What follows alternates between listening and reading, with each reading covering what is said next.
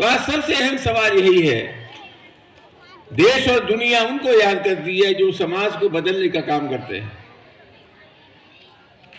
Doctor Manikchand Jatav भी उन्हीं महापुरुषों में थे, और जब तक ये सृष्टि है तब तक उनका नाम सम्मान के साथ रहना हम सब लोगों की मजबूरी है, क्योंकि हमने सम्मान की जिंदगी जीने का रास्ता दिखाया। दोस्तों, आज के इस अवसर पर मैं भी आपसे एक निवेदन करना चाहूंगा। हम पैदा होते हैं, मर जाते हैं, और आज आप चारों तरफ देखते हैं कई दलितों पर अत्याचार है, कहीं उनकी बारात रोकी जा रही है, कहीं उनकी बच्चियों के साथ बलात्कार किया जा रहा है, कहीं बाबा साहब डॉक्टर अम्बेडकर की और भगवान गौतम बुद्ध की मूर्तियां तोड़ी जा रही हैं। कौन है लोग? ये लोग वही हैं जिनका मनुष्यत्व में विश्वास है। ये वही सामंती बड़ोवती के लोग हैं जिन्होंने जब से सृष्टि बनी तब से लेकर के हमें दबाया। लेकिन मुझे खुशी है कि कुछ लोगों ने अब जवाब देना शुरू कर दिया है। ये जो लड़ाई है वो दो धाराओं की लड़ाई है। एक तो वो लोग हैं जो अपनी मनोवृत्ति से समझौता करने को तैयार नहीं है, दूसरा वो दलितों के वो नौजवान जिन्होंने रूस की क्रांति पढ़ी है, फ्रांस की क्रांति पढ़ी है। जो दलित नौजवान है उन्होंने ऐलान कर दिया है, गलतफहमी की शिकार मत रहेगा। तुम ये चाहती हो जिस माहौल में हमारे माँ बाप जिंदा रहे थे उसी माहौल में हम जिंदा रहे। हम उस माहौल में जिंदा नहीं रह सकते थे। हम सम्मान की जिंदगी जिएंगे, चाहे इसके लिए हमें जो कुर्बानी देनी पड़े। एक अच्छा प्रयास हुआ। जलेसर में एक गांव है जैनपुरा, उस गांव में कभी परशुराम की जयंती, कभी महाराणा प्रताप की जयंती निकलती थी, सब लोग साथ होते थे। बाबा साहब डॉक्टर अम्बेडकर की भी जयंती निकलती थी। कुछ लोगों ने बाबा साहब डॉक्टर अम्बेडकर की जयंती को नहीं निकलने दिया, शोभा यात्रा को नहीं निकलने दिया। वहां दलित नौजवानों ने ऐलान कर दिया कि अगर बाबा साहब डॉक्टर अम्बेडकर की जयंती ही निकलेगी तो कोई माइकल लाल महाराणा प्रताप की जयंती भी यहां से निकाल नहीं सकता। ये संघर्ष का उन्होंने फैसला कर दिया। तो एक अच्छी बात है कि लोग मुकाबला कर रहे हैं। और यहाँ जो नौजवान लोग बैठे, मेरी उनसे हाथ जोड़ के प्रार्थना है, क्या करोगे इस लंबी जिंदगी का? 100 साल की गुलामी की जिंदगी से 10 साल इज्जत की जिंदगी के अच्छे हैं। इसलिए आज आवश्यकता है कि हम सम्मान की जिंदगी जिए। नमस्कार दर्शकों, आप देख रहे हैं रेंजर टीवी इंडिया। ना धर्म ना जात, केवल सच के साथ। दर्शकों, आपको हमारा चैनल पसंद आता है तो सब्सक्राइब करें, लाइक करें, शेयर करें, कमेंट जरूर करें।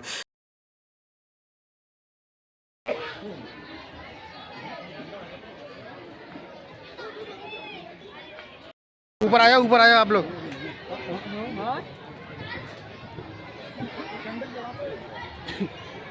अब ये दीप के मैंने निकाला था, अब आपका तुम्हारा पकड़ के यार दीप फिल्म करेंगे माननीय मुख्यमंत्री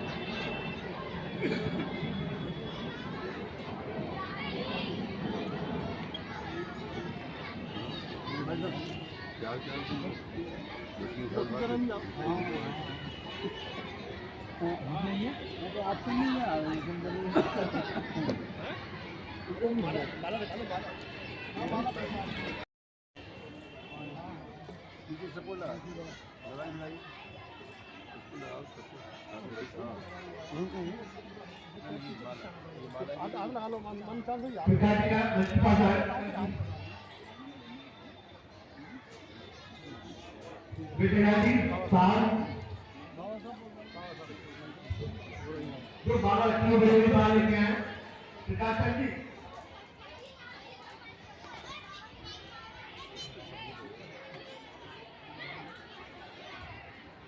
मनी जी एक खाना रखी अंदर ऑफिसर लेके आए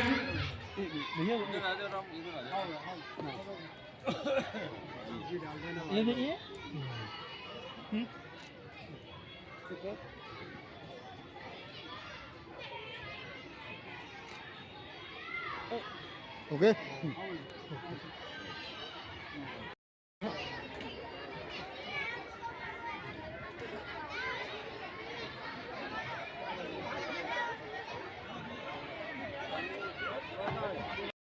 पूर्व मंत्री श्री मुख्य अतिथि कांग्रेस मंत्री का स्वागत करेंगे बाला साहब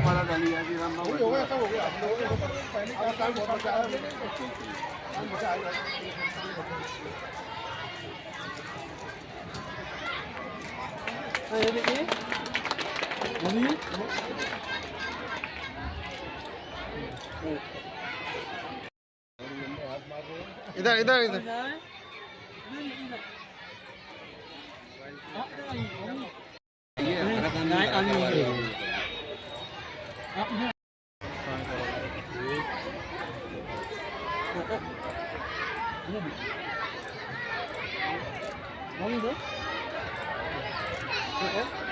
योग्य बुजुर्गों, नौजवान दोस्तों, प्रिय बच्चों, मैं सबसे पहले जिन साथियों ने हमें यहाँ बुलाया, मैं दिल की अनंत गहराइयों से उनका स्वागत करता हूँ, अभिनंदन करता हूँ। दोस्तों, ये जगह ऐसी है जहाँ विद्यार्थी जीवन से ही हमारा संबंध रहा है। हम अशोकनगर में जो डॉक्टर बी.आर. अम्बेडकर हॉस्टल था उसमें रहते थे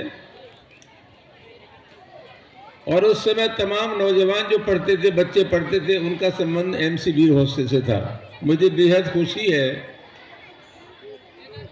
कि दोनों ही छात्रावासों में उस समय लोग जो पढ़ते थे, बच्चे पढ़ते थे, वो कहीं न कहीं समायोजित जरूर हो गए, अच्छे ओहदों पर पहुंच गए, अच्छे पदों पर पहुंच गए। ये निश्चित रूप से हम लोगों को ये संतोष की बात है। मैं तो 1977 में जब पहली बार सांसद बना तब भी हॉस्टल में रहता था। 1989 में जब दोबारा सांसद बना और मंत्री बना तब भी हॉस्टल में रहता था।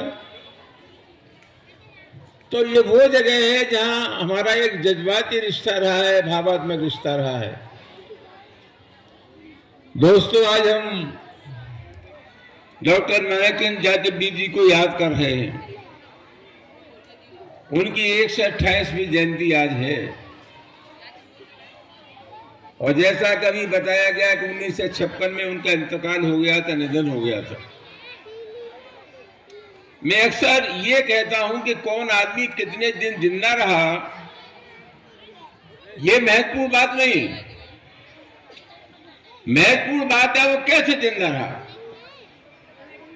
कोई 80 साल जिंदा रहा, कोई 90 साल जिंदा रहा, कोई 100 साल जिंदा रहा, लेकिन अगर वो जिंदगी समाज के काम नहीं आई तो 100 साल की जिंदगी बेकार है। कोई अगर 40 साल जिंदा रहा लेकिन समाज के लिए जिंदा रहा, अपने लिए नहीं, उसकी जिंदगी समाज को समर्पित रही, तो 100 साल की जिंदगी से 40 साल की जिंदगी ज्यादा अच्छी है। जिन महापुरुषों का हम नाम लेते हैं, चंद्रशेखर आजाद, भगत सिंह, रानी लक्ष्मीबाई, इनमें कोई 22 साल का था, कोई 24 साल का, कोई 25 साल का था। अगर ये देश की आजादी की लड़ाई में अपने को कुर्बान नहीं करते तो भले ही 100 साल जिंदा रहते, इतिहास उन्हें याद नहीं करता। तो मैं मालाचंद जाटवी जी को इसलिए याद करता हूं कि उन्होंने दलितों को सम्मान की जिंदगी जीने का सलीका सिखाया।